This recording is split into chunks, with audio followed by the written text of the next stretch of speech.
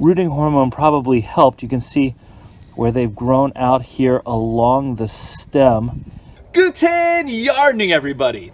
Well, quite a few months ago, we started experimenting around with the idea of growing potatoes from potato suckers, much like we would with tomatoes. And while we experimented over the past winter with that, what we found was most of our results were really tiny potatoes, and we weren't really getting the development that we wanted.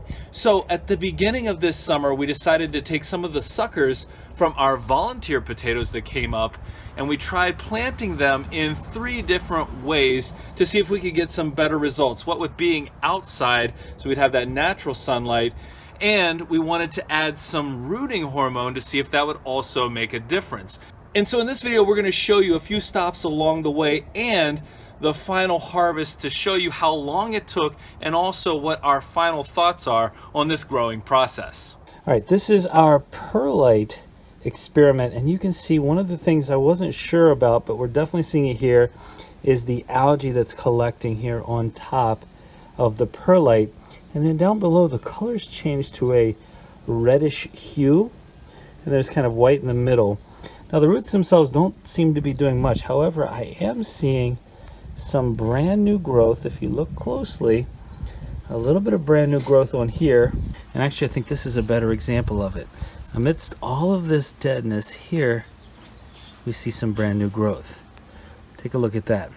So we see something happening in here, and I don't want to disturb whatever's happening in here too much. Now, interestingly enough, the one with just water and the rooting hormone seems to be showing the biggest sign of life. Again, we're not talking about a ton of life here, but when everything else has died back and we're still seeing this, well, this seems to be a really good sign. Now, if I gently pull this out of the water, you can see what's happening down below. We have some development here. There's a few roots, and then some of the pieces here looks like they've been exposed to sun, even with the foil around it, to the point where we're getting leaves instead of potato development. But you can see there is some growth, there is some green a month and a half in. Now I am going to replace this water as well, because as you can see, it's just filled with algae, and that's one of the challenges where we probably need to be more consistent in changing out the water, though I was trying to set it and just see what would happen at first. So what we're going to do now is we're going to add multiple additional suckers from the volunteer plants that came up, and we're going to continue to modify this and add to it to see if we can get a better result. It's been about a month and a half since we first put our experiment, this round of experiments with our potato suckers in these containers. This was our original sucker, and it has really died off. We added a few more to each of these just to try to give us a better feel for what might be happening here. And what we noticed is they wilted back pretty heavily, but this one, which has been in here for about the same amount of time, does seem to be showing some signs of green growth. So that's kind of exciting. You can see it right up here as well. Let me get my hand behind it. So we have a little bit of growth happening, and this is in our potting mix version. Well, a couple of things here that you probably noticed. One, we did add a whole bunch more suckers to the experiment because we realized that we needed more in order to see something consistent rather than just one in each different type of growing space. And what you probably also noticed is that 2 out of the 3 types of experimental growing there didn't go that well for us. And realistically, anything planted in water for the potatoes, really the purpose there is to get the roots started. We weren't going to get potato development while still in water, but they didn't really last long enough for us to do anything with. Plus we had a couple of really hot days that kind of did them in. But at the same time, the experiment that was planted in the soilless mix, well, that gave us a lot of hope. Now you can see the pieces that have died off of this one, but down here we're seeing it's firmed back up, and look at all this brand new green growth. And the only thing that we've done so far is we've added some liquid NPK. We added some bone meal and some langbionite in liquid form, meaning that we actually took some of the fertilizer, added water, and then allowed it to aerate a little bit, and then we added some fish emulsion, which is liquid with water. And take a look at this growth. This is super exciting to see.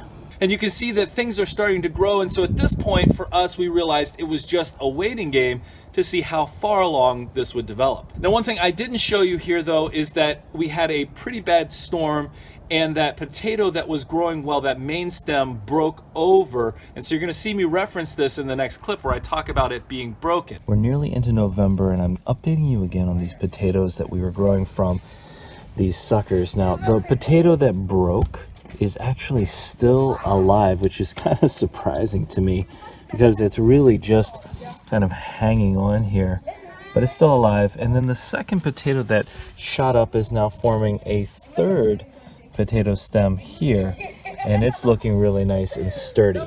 So this is where we are at this point. It's definitely not growing any faster, but the fact that we're getting growth now months later is a really interesting development, I think.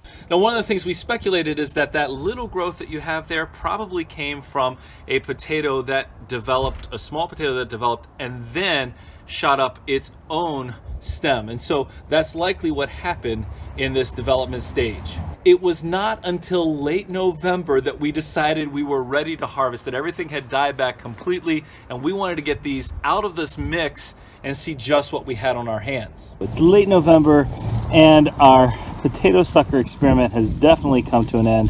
The only thing I have left to do in here right now is to see if anything developed underneath. I mean, this is not what we anticipated happening. The fact that we got this nice growth at all was fantastic, but I think we're going to have to continue with another round of experiments. So I'm just going to turn this upside down, and we're going to see, we can see the root system in here for sure. So we got, oh, oh, okay.